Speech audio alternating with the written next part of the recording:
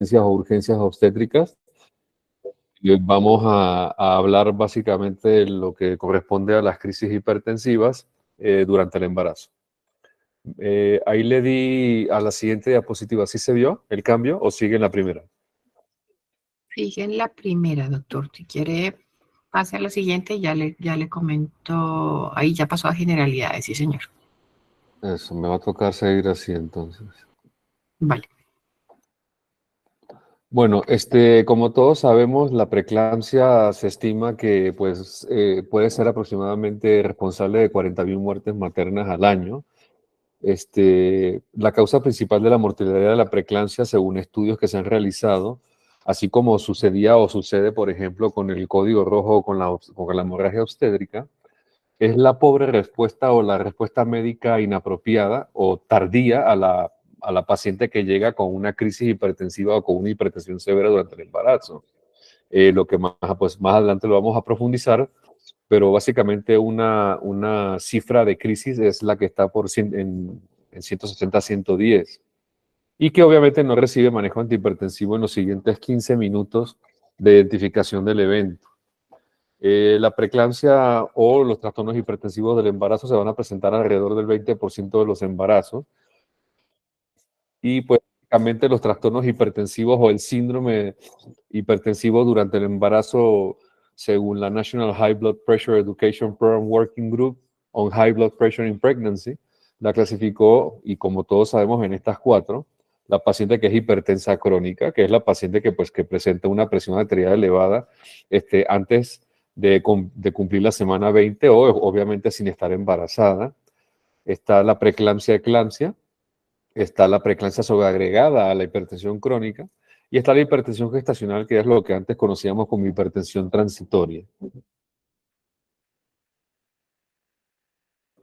Bueno, como ya habíamos comentado, voy a basarme o voy a enfocarme puntualmente en la preeclampsia porque la charla es sobre la crisis hipertensiva. Ocurre después de la semana 20 de embarazo, como todos sabemos, y esta se puede presentar incluso hasta 6 semanas en el posparto. Incluso la preeclampsia puerperal ha demostrado que es hasta incluso más grave o hasta puede ser más peligrosa que la preeclampsia que ocurre durante el embarazo.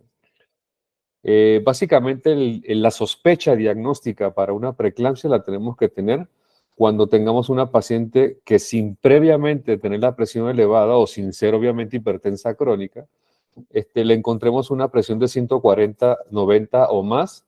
Esta toma debe estar dividida en al menos 4 horas, o sea, en 2 ocasiones tomada dentro de 4 horas. O ya de plano, digamos, si la paciente nos llega con 160, 110 o más, y que es una presión que no se puede o no se logra controlar o que permanece en el tiempo por 15 minutos, ya la consideraremos no solamente una sospecha de preeclampsia, sino una preeclampsia en crisis o con posibles criterios de severidad.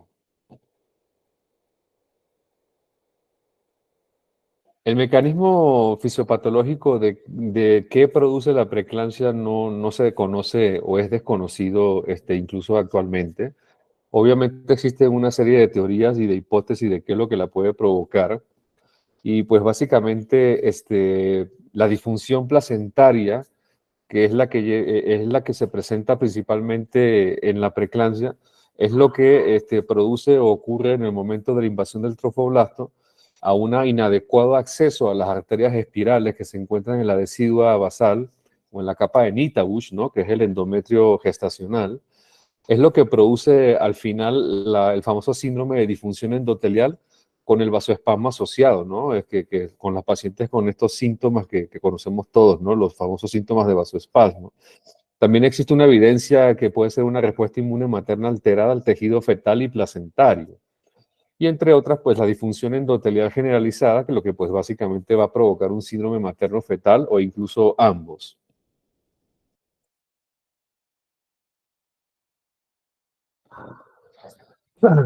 Bueno, como todos sabemos, en la preeclampsia las maternas pueden desarrollar disfunciones orgánicas múltiples. ¿Por qué ocurre esto? Porque obviamente la preeclampsia es una enfermedad que va a poner, digamos, en juego o va a dañar el endotelio.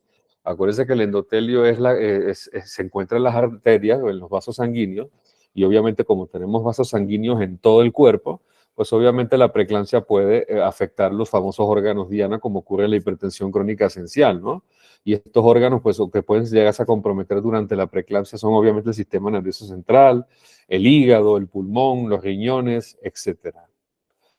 El daño endotelial que facilita básicamente la fuga capilar del volumen, que se traduce en edema, por eso en estas pacientes encontramos que vienen con edemas o con acúmulo de líquido, sobre todo hacia los miembros inferiores por gravedad, y pues básicamente es un edema que va siendo progresivo y que no mejora con el reposo, lo cual también durante el embarazo pues puede generar una ganancia de peso inadecuada, o incluso en casos graves puede generar un edema pulmonar, sobre todo en la paciente que estamos tratando, ¿no? En la paciente que de repente tratemos inadecuadamente con líquidos endovenosos, o en la paciente que también le coloquemos oxitocina, aunque es muy difícil de que se dé un edema pulmonar secundario a la intoxicación por oxitocina, pero pues se puede presentar o está evidenciado en la literatura, así como la hemoconcentración propia de esa pérdida de volumen, de esa fuga capilar de volumen desde adentro hacia afuera de los vasos sanguíneos. Puntualmente a nivel fetal, el producto también se puede ver afectado por la disminución del flujo placentario. Acuérdense que la respuesta a esa pobre irrigación sanguínea en el momento en que la placenta se implanta para iniciar el embarazo, es compensado, entre comillas, por el aumento de la presión arterial. Por eso nosotros tenemos que tener en cuenta, y más adelante vamos a explicar por qué, que el aumento de la presión arterial durante la preeclampsia o durante la preeclampsia en el embarazo es hasta cierto punto un mecanismo de defensa o es una forma en que el cuerpo de la madre está buscando continuar proporcionando los nutrientes y el oxígeno que requiere el feto para poderse desarrollar. Pero obviamente esta situación es una situación de daño colateral que pues dependiendo de la severidad del problema de la implantación o de la irrigación a través de la placenta, pues obviamente nos va a determinar si la preeclampsia es una preeclampsia que va a manejar presiones levemente elevadas o incluso hasta muy elevadas. ¿Sí se me está escuchando? Qué pena. Sí, doctor, se escucha perfecto. Y las diapositivas también están bien. Perfecto, le agradezco mucho. Con gusto. Entonces, dentro de los factores de riesgo hay que tener en cuenta en las pacientes que podrían llegar a tener una preeclampsia. Esto puntualmente va para el personal dirigido como los ginecólogos o como los médicos generales que lleven o vean pacientes embarazadas en su consulta o hacen controles prenatales. Pues obviamente se va a dar en los extremos de las vidas, ¿no? O sea, se da en pacientes o muy jóvenes o ya muy grandes, o sea, pacientes entre menos de 18 años o más de 35. La raza negra tiene un factor genético muy preponderante para sufrir, y eso nosotros lo sabemos muy bien. Todas estas pacientes de raza negra que nos llegan a la clínica y en general aquí a Pasto, normalmente son las pacientes que terminan en la UCI, que tienen más tiempo de tratamiento, etcétera. Las pacientes primigestantes, el factor de primipaternidad que habla sobre el primer embarazo que tiene esa paciente con esa pareja, ¿sí?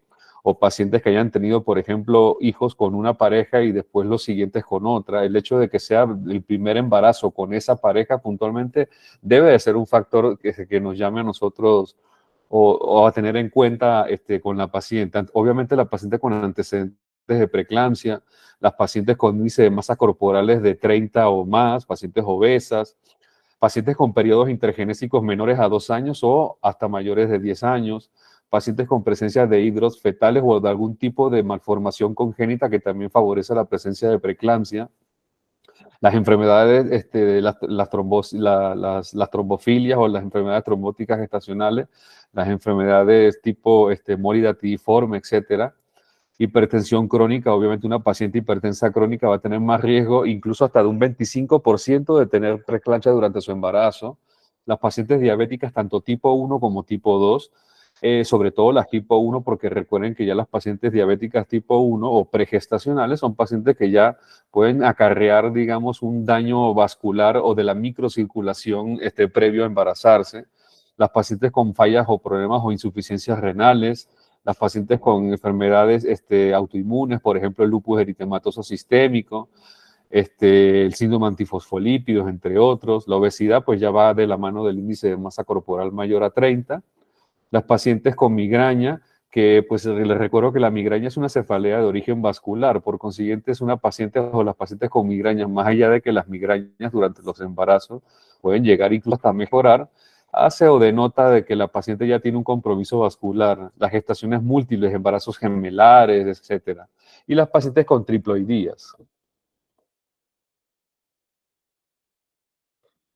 Ok, aparte del hecho de que la paciente puede o no llegar a tener las presiones elevadas, hay que tener o hay que estar siempre muy pendiente, sobre todo en la consulta o la paciente que consulta, la que refiere, por ejemplo, doctor, ha estado con dolores de cabeza intensos o está con alteraciones visuales. O sea, deben ser síntomas que deben llamarnos la atención y nos deben llevar a profundizar en la paciente la posibilidad de que pueda estar cursando con una preeclampsia, la paciente que esté con confusión, la paciente hiperrefléctica, la paciente con dolor en el epigastrio o con en la boca la epigastralgia, náuseas, vómitos, disnea y la paciente que no está orinando adecuadamente.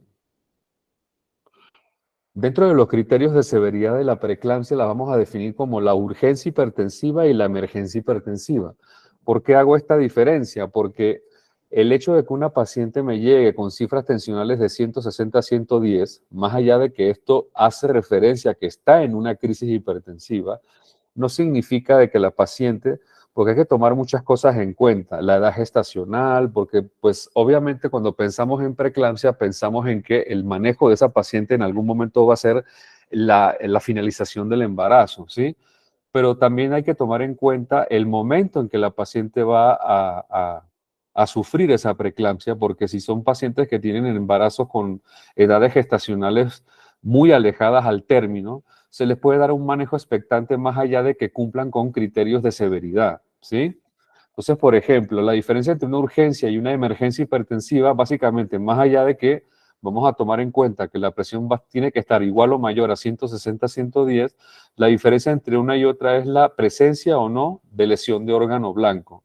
Y cuando hablo de lesión de órgano blanco, no se dejen llevar únicamente por el tema de la madre. El hecho de que el niño o el feto tenga, por ejemplo, signos o secuelas secundario a esta preeclampsia, como por ejemplo restricciones de crecimiento, insuficiencias placentarias, también es una lesión de órgano blanco, ¿sí? Y básicamente esa es la diferencia entre una urgencia y una emergencia. Obviamente la urgencia hipertensiva nos va a poder llevar, a pesar de que como no hay, como les comenté, no hay lesión de órgano blanco, digamos que la meta del tratamiento va a ser la reducción de la presión arterial en un periodo de 24 horas. Si la paciente ya no está o no en ese periodo de 24 horas, la paciente no disminuye su presión a pesar del tratamiento o es refractario al tratamiento, ya podríamos considerar que la paciente se puede estar en una crisis o en una emergencia hipertensiva porque está siendo refractario al manejo. Y en el caso de ya tener la presión elevada con lesión de órgano blanco, ya sea identificado por los laboratorios o ya sea que de repente vea usted síntomas neurológicos, la paciente con cefalea intensa, etcétera, ya digamos, en este caso hay que hacer una disminución inmediata de la presión arterial. Ok, como les había comentado previamente, el hecho de que una paciente tenga criterios de severidad o esté preeclampsia y que tenga criterios de severidad, no significa de que inmediatamente haya que desembarazarla o haya que interrumpir el embarazo, ¿sí? Ahora bien, ¿por qué digo esto? Porque, por ejemplo, pacientes que tengan menos de 34 semanas pueden ser pacientes de que uno, a pesar de que estén alterados los exámenes, de que son pacientes de que de repente las empezamos a manejar con nifedipino, con alfametildopa, etcétera, en búsqueda de que el bebé o el fetico llegue a un peso fetal que pueda representar para él una mejor probabilidad de sobrevida en el momento en que nazca, pues obviamente hay que tomar este tipo de cosas en consideración. Esto obviamente es netamente manejo de los ginecólogos, pero pues lo traigo a colación porque me parece que es muy importante. ¿Cuáles serían criterios, a pesar de ser severos, que uno lo tiene que llevar a desembarazar a la paciente, ¿sí? A pesar, digamos, de la edad gestacional? Pues obviamente monitorías fetales categoría 3, francamente que haya sufrimientos fetales, que el perfil biofísico está alterado, ausencia persistente o flujo reverso en la arteria umbilical, o sea, Doppler está tipo 3 o tipo 4, la presencia de una ruptura de membranas así como por ejemplo en un óbito o en otros casos, ya definitivamente nos lleva a considerar desembarazar a la paciente. Lo que habíamos comentado previamente, las tensiones arteriales de difícil control, más allá de que usted no tenga la paciente con signos o con daño de órgano blanco.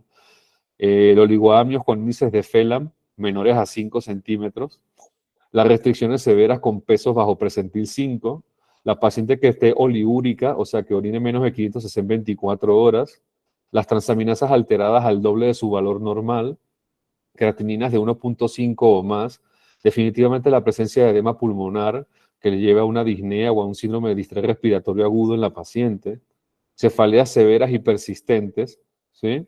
Dolor en hipocondrio derecho, lo cual puede llevar a sospechar de que la paciente puede llegar a tener un compromiso de la cápsula de Gleason. Les recuerdo que una de las complicaciones muy severas y de alta mortalidad en la preeclampsia puede ser la hemorragia hepática, ¿no? Definitivamente la presencia de un síndrome de HELP, obviamente la paciente eclántica, la paciente que presenta una abrupción o un desprendimiento prematuro de placenta y obviamente pacientes que tengan o que generen una coagulopatía.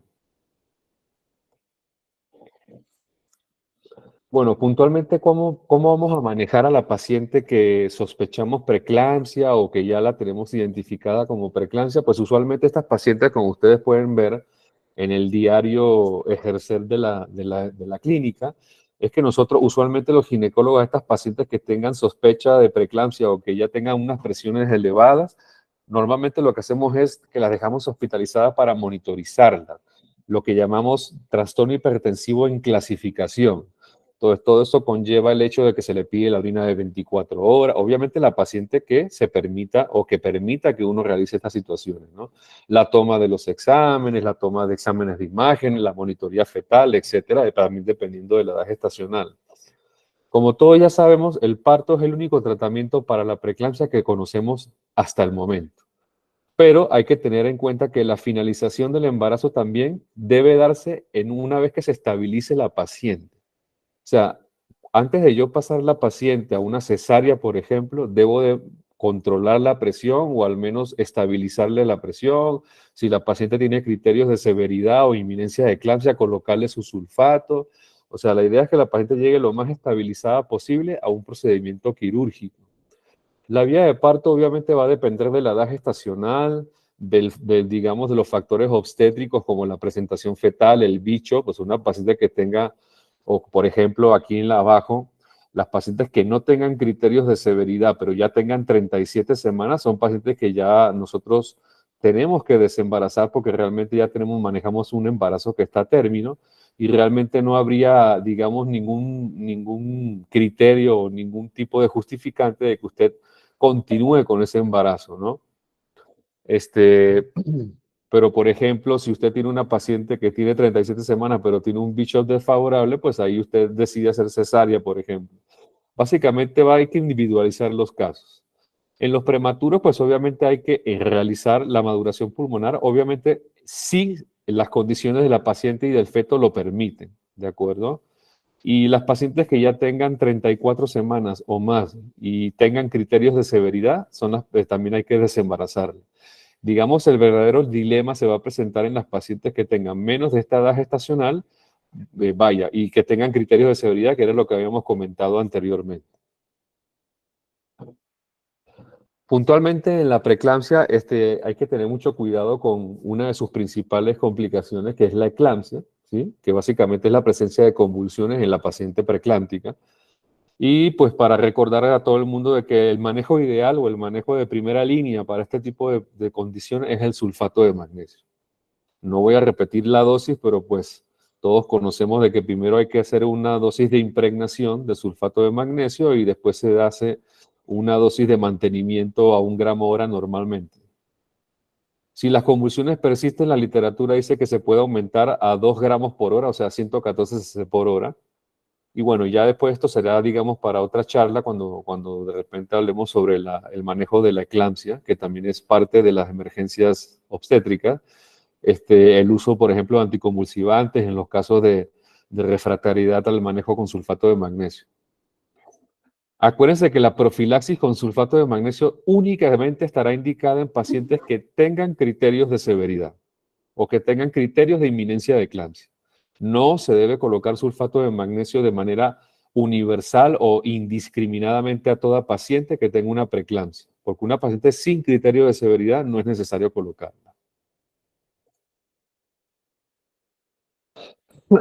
Bueno, el manejo de la crisis hipertensiva durante la preeclampsia, obviamente, si la presión está en 160-110, la meta es llegar hasta 140-90. Como habíamos comentado al principio, les recuerdo de que la paciente, una cosa es manejar la presión arterial en una paciente embarazada y otra cosa es manejar la hipertensión arterial en una paciente ya desembarazada. Es importante dejar muy claro de que la paciente que sigue embarazada no se debe de bajar la presión por debajo de 140-90. La meta es 140-90.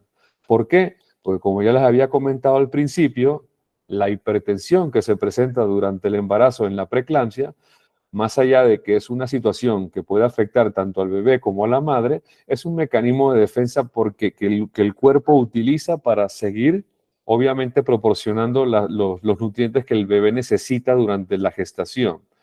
Por consiguiente, si usted baja la presión por debajo de 140-90, usted puede incluso provocar insuficiencia placentaria, o sea, puede acelerar el proceso de insuficiencia placentaria o de daño al feto.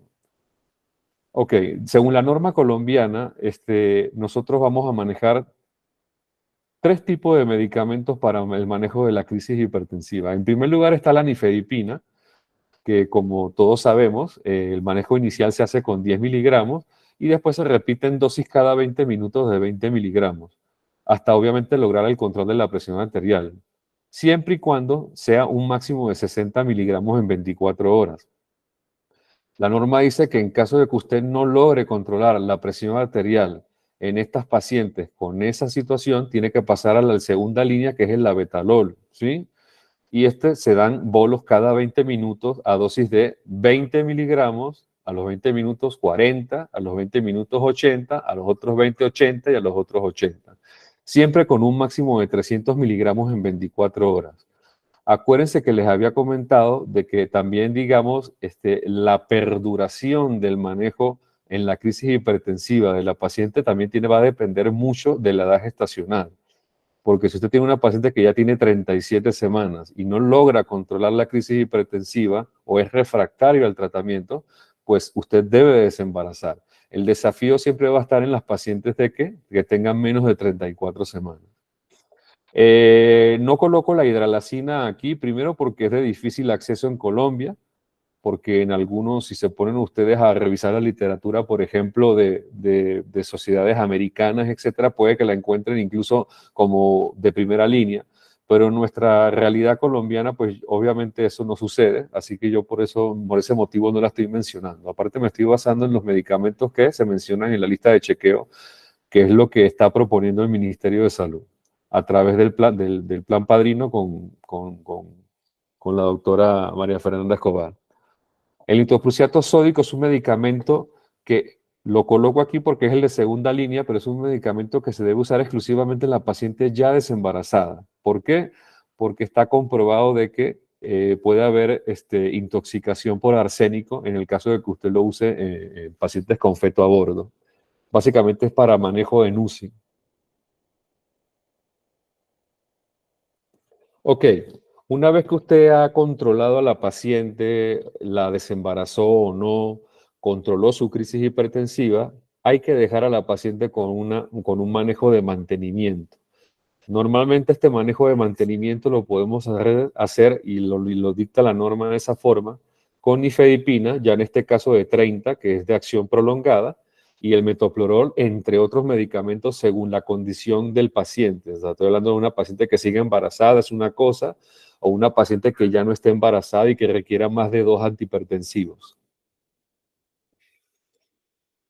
Ok, puntualmente durante el embarazo o con la paciente con feto a bordo, debe de evitarse los diuréticos. Ya en una paciente desembarazada es otra cosa, pero una paciente embarazada se debe evitar los diuréticos. Hay que tener mucho cuidado con los líquidos endovenosos porque esto puede favorecer al hecho del edema pulmonar. Acuérdense que hay una extravasación de líquidos desde el espacio intravascular hasta el espacio extravascular, lo que genera el edema puntualmente en la paciente, y esto puede llevar, en el caso de que usted no lleve un adecuado control, por eso a estas pacientes normalmente les colocamos sonda, porque le colocamos el sulfato de magnesio en algunos casos, y acuérdense que el sulfato de magnesio también puede ser tóxico a nivel renal, entonces hay que tener mucho cuidado con el tema del manejo de líquidos. La restricción de líquidos al menos hasta la diuresis posparto, ¿sí? Y los líquidos endovenosos, en caso de que se te utilicen, deben delimitarse a 60 cc por hora o a 1 cc kilo por hora.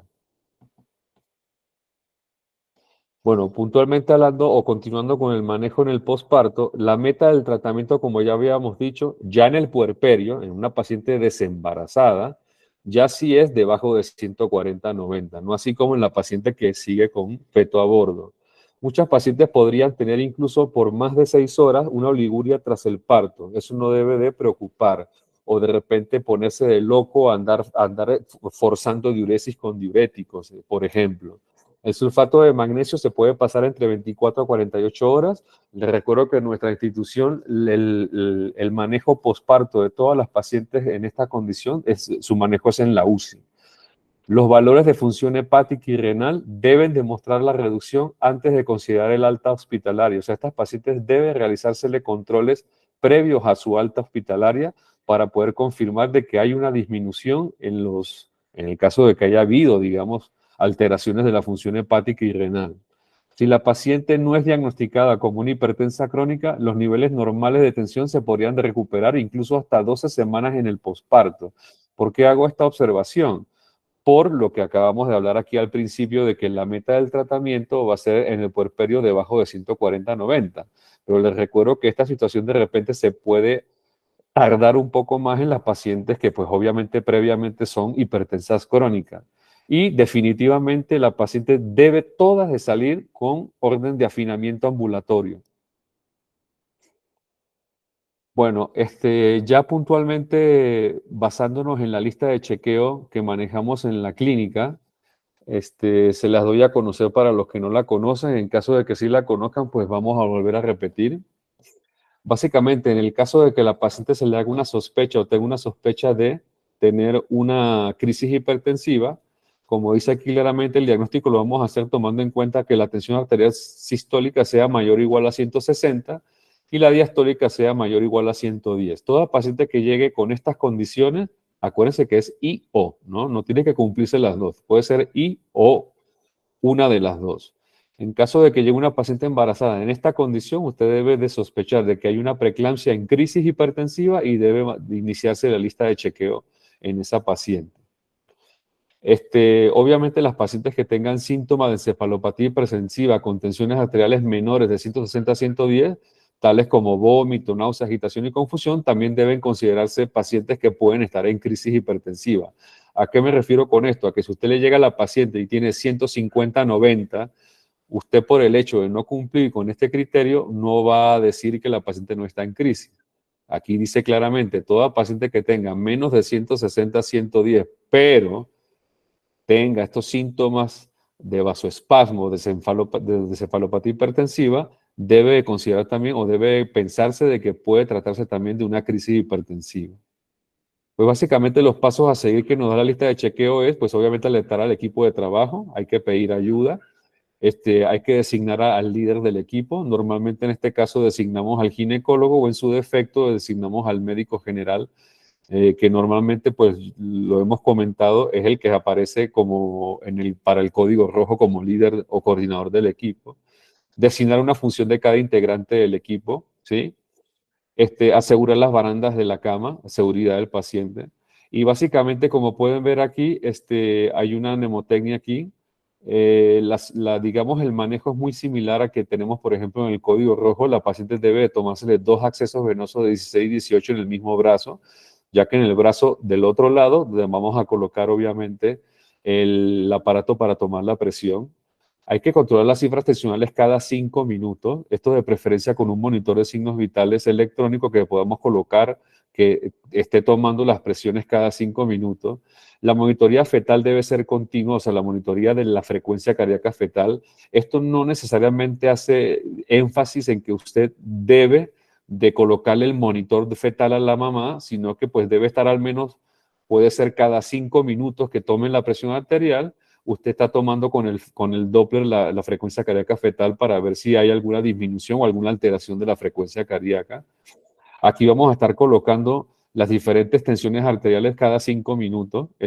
Como les había comentado, recuerden que les comenté al principio de que una vez pasados los 15 minutos y la paciente persiste con las cifras tensionales elevadas, esta es una paciente que hay que empezar a considerar qué se va a hacer con ella, si se la va a desembarazar o no.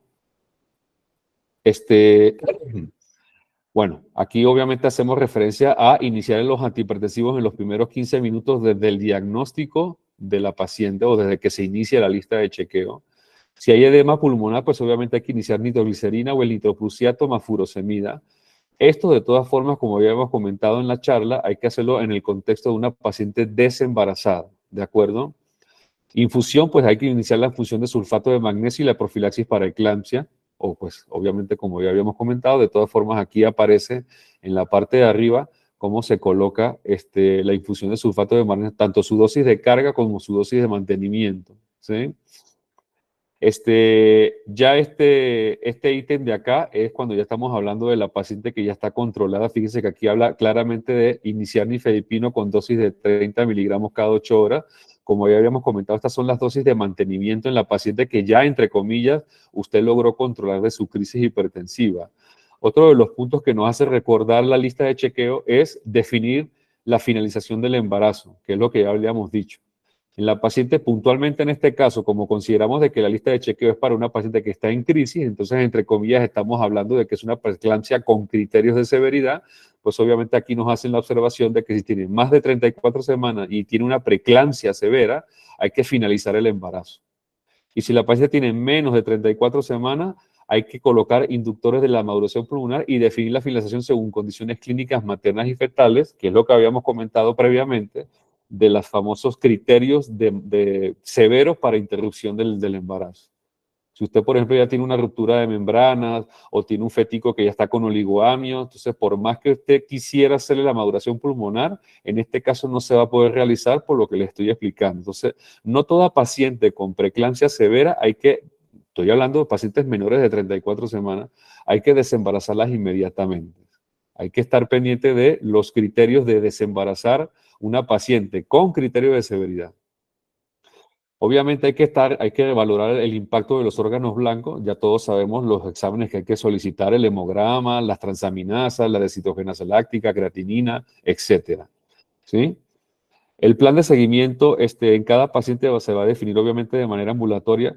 Como ustedes pueden ver, aquí estamos encontrando de que hay manejos para la fase aguda o la fase de crisis, hay manejos para la fase de mantenimiento, como dice acá, y hay incluso ya manejos en el posparto, entre otras cosas.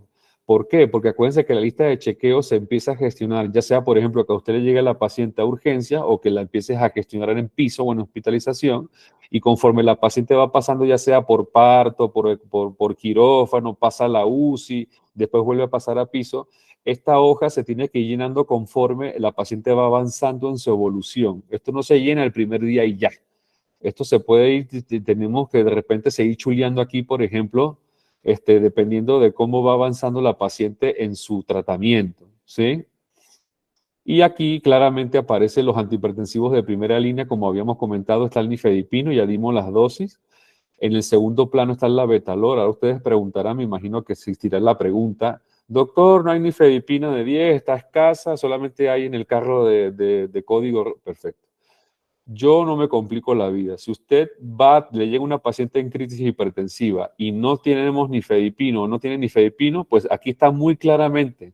No tiene nifedipino, pase a la segunda opción, tiene que iniciar el tratamiento directamente con el labetalol. Yo incluso en estos casos que a mí me han pasado, yo aquí coloco nifedipino y entre paréntesis coloco aquí no hay disponibilidad y chuleo aquí el número 2 y hago o inicio el tratamiento con labetalol. Aquí está el nitroprusiato que, como habíamos comentado, es de uso exclusivo en la UCI, ¿sí? No se puede utilizar nitroprusiato en pacientes con feto a bordo, por lo que ya les habíamos comentado. Y aquí está, pues, obviamente lo que habíamos dicho en la charla, el tema del mantenimiento de estas pacientes y el manejo en caso de una edema pulmonar. Son muy amables. Doctor Mancuso, muchísimas gracias. ¿Hay alguna pregunta?